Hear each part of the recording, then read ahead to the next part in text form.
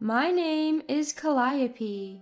Truth be told, I'm not particularly fond of my name or my personality. People often tell me I'm pretty intense for a woman. Because of this, I was constantly butting heads with people at work and frequently found myself in hot water with my boss. One day, 5 years into my career, I was drowning in paperwork and had no choice but to work late. Finally, when I managed to catch a breather, I checked the clock. It was just past 11 p.m. Wow, it's late. I need to head home. I saved my work, shut down my computer, packed my bag, straightened my chair, and left the office. On my way home, I took a detour to a park nearby. As I sat on a bench, I looked up and noticed the full moon brilliantly illuminating the night sky. Wow, what a beautiful moon! Yes, it is, isn't it? Huh? Startled by the sudden response, I glanced to my side and saw someone sitting next to me, apparently reacting to my mutterings. When I hesitated to reply, he looked at me and grinned. Working late, huh? Yeah, I said. For some reason, his face felt reassuring, even though I was pretty sure we'd never met before. Just then, he stood up and said, It's getting late. Are you okay with heading home this late? Startled, I checked my watch. It was 11:40 p.m. Yikes, I gotta go. As I started running, he waved goodbye. I looked back a few times, but he was gone. That was how I met my now husband, Zeppelin. A few months had passed since that mysterious encounter. I was yearning to see him again, enveloped as he was in an intriguing aura. But as time ticked away, a month, then another, it seemed our paths would never cross. Just when I started thinking we might never meet again, out of the blue, I got called into the boss's office. Was I in trouble? I wondered, a bit nervous. When I arrived, I saw a familiar face. Ah, it's you! Hello again. Mr. President, what's going on here? He's the son of my mentor. He came by to return something you dropped. The president said. Dropped something? Your employee ID. You lost it, didn't you? Yes, I did. To be honest, I had no memory of losing it, but I agreed to keep the conversation flowing. Then the guy who was standing next to the president asked, Could we talk privately? He motioned for the president to leave the room. I'd prefer after work if that's all right. I replied and left the president's office. Once work was over, he was waiting for me outside the building. Thanks for earlier. He greeted me. I thought for a moment about ignoring him, but given the president had introduced us, I decided to engage. About earlier? Thank you for playing along, he said. So, what did you want to talk about? Do you know any good restaurants? Would you like to go to one together? Sure.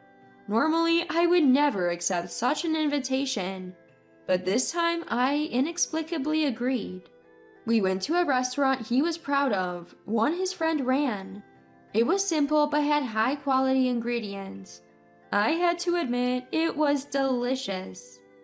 After we finished eating, and while sipping our after-dinner coffee, he started talking again. My name is Zeppelin. Zeppelin, is it? Yes, it's a rather unusual name for this time, isn't it? Well, my name is Calliope, so... I know. Huh? You see, your president, as I mentioned earlier, is an acquaintance of my dad. He's also very supportive. Yeah, he's that kind of person. Exactly. So he's been teasing me about my name forever, but I never minded. Recently, he said he met someone interesting at the induction ceremony. Interesting person? It's you, Calliope. According to the president, 2 people with unique names, it's a perfect match. And so? As I heard about you over and over, I became intrigued and asked if we could meet. And here we are. He kept the conversation flowing, talking about his hobbies, how he spends his weekends, and before I knew it, we had plans for our next meeting. On the way out of the restaurant, he offered to walk me part of the way home. He mentioned a movie he wanted to see, so we decided to make that our next outing. Time flew whenever I talked to him, and it was always such a blast. You sure know a lot, Zeppelin. Not really. Most of it comes from my sister. He always said. I started thinking it might be nice to meet his sister someday. And so, after several years of dating, and 5 years into my job, he proposed to me at that very first restaurant. And just like that, Zeppelin and I became husband and wife. Needless to say, we both laughed when we saw our unique names, Calliope and Zeppelin, written in the spaces for wife and husband on our marriage certificate. After our wedding, I was introduced to his family at a gathering at his parents' home. The sister-in-law I had never met before was also there during our wedding ceremony. As soon as she heard my name, she seemed surprised, but overall, she left a good impression. From now on, please take good care of Zeppelin, haha. Sure. Come visit us sometimes. You built your own house before me, Zeppelin. You're so cheeky, haha. My first impression of Marcia, my sister-in-law, was that she was cheerful and easygoing. A little intense, but not a bad person. Turns out that was just her public face. Ever since Zeppelin and I got married and moved into our new house, she started dropping by almost daily without notice. I quit my job after getting married. This didn't sit well with Marcia. You're living a luxurious life on Zeppelin's money, she'd say. And if you're just staying at home, at least be a proper host. Dealing with her became increasingly stressful. To cope, I started pretending I was not home every 3 visits. Yet the visits and the stress didn't decrease.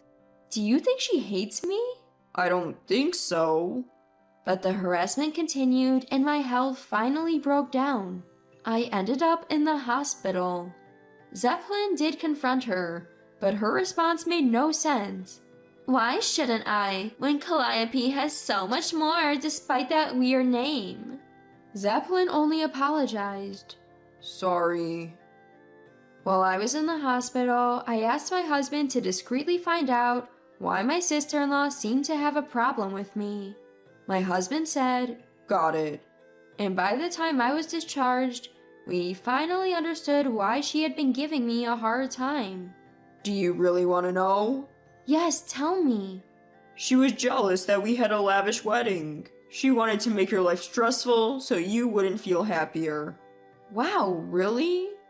I'm so sorry. Enough with the apologies. I'll get my revenge on her. I wanted to get along, but if she's not interested, oh well.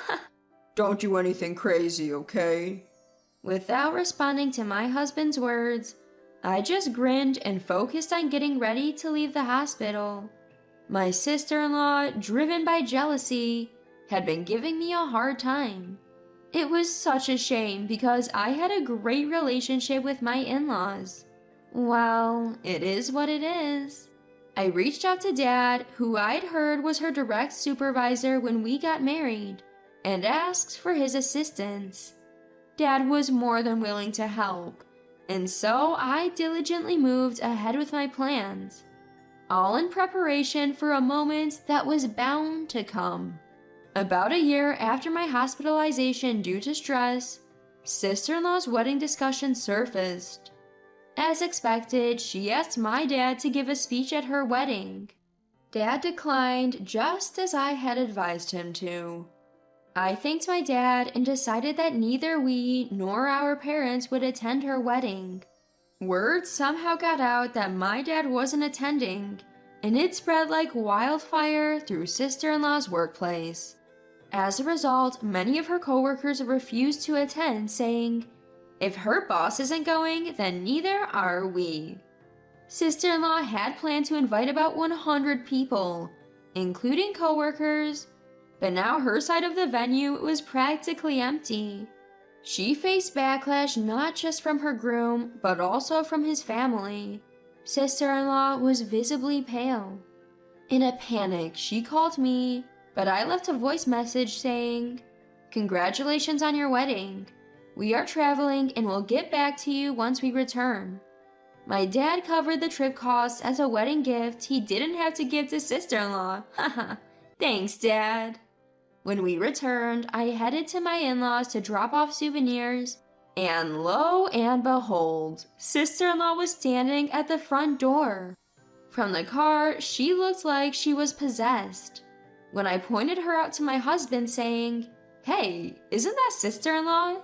he suggested, "Should we turn back?" I decided to proceed. "Hi, sister-in-law. This is not a high situation. Congratulations on your wedding." "Congratulations." "Congratulations? Are you kidding me? Your father, who was supposed to give a speech, suddenly backed out. And because you guys didn't show up, half the seats at the venue were empty. It was an absolute disaster of a ceremony. Make it up right now." Hearing my sister-in-law erupt in anger like this, my husband stepped in saying, "It's not Calliope's fault, you know." Hearing that, sister-in-law snapped. "Zeppelin, you better keep your mouth shut." Fed up, I yelled back, "Are you kidding me? You should be the one compensating me for my hospitalization due to stress from your harassment." "Well, I have medical reports to prove it, so be my guest if you want to take this further." "That's because I was envious of you. You had everything I wanted." "I heard your wedding was called off halfway." "Yes, it was supposed to be a special day." Sister-in-law starts crying as she says this. I can't help but feel guilty and think to myself, I'm the one who should be crying here, while staring at sister-in-law. Then my husband, who has been watching the whole time, joins the conversation. "Sis, "What is it?" I'm sorry about the wedding. That was overboard on my part. But what you did to Calliope is even worse. She's hospitalized. You could have put her life at risk." "Look, You reap what you sow. Be kind to others, and they'll be kind to you. Be cruel, and you'll get it back." I didn't do anything wrong. I absolutely didn't. I decided to make an offer to sister-in-law. I thought I'd give her one last chance. "Sister-in-law, what now?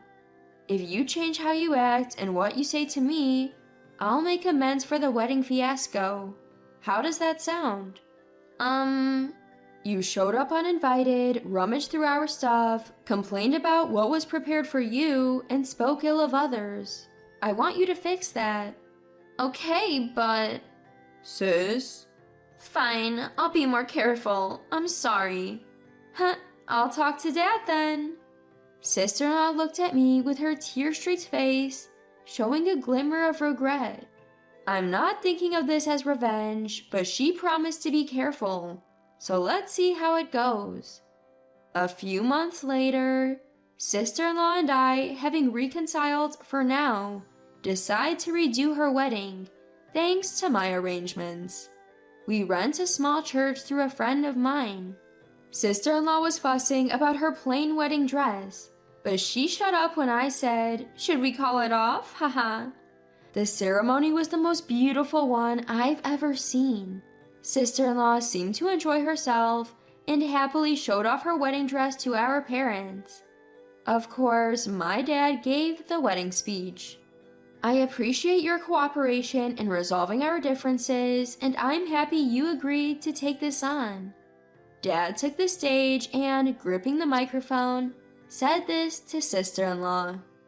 "Today is a blessed day, and I want to sincerely thank everyone for taking time out of your busy schedules to attend Marcia and her spouse's wedding ceremony. Believe it or not, this is actually our second time around, a do-over of the previous ceremony. Despite this, I'm incredibly grateful to all of you who've shown up to celebrate with us." Dad's speech covered a range of topics, offering insights into sister-in-law, and it was a wonderful speech. He concluded with, "Charity begins at home. I offer these words to her. Always act with a heart of service. In the end, your good deeds will return to you." Sister-in-law nodded repeatedly, crying. And so, sister-in-law's second wedding concluded perfectly. Among the guests were some who had attended the first one, and they agreed this ceremony was much better. "I might want to get married here," we heard people say. Sister-in-law seemed genuinely pleased that everyone thought her wedding was absolutely wonderful. I found myself sincerely hoping for a lifetime filled with happiness for the newlyweds, and felt reassured about having a positive relationship with sister-in-law moving forward. Once again, congratulations, sister-in-law. May you be happy forever. I softly whispered these words of celebration. Whether she heard them or not as she made her rounds, sister-in-law remained smiling from ear to ear. They seemed to float away with the balloons in the clear blue sky. It's a secret I'll keep from the somewhat tired-looking sister-in-law after the ceremony, but I was truly moved by her beautiful appearance in her wedding dress and the heartfelt ceremony in a sacred place.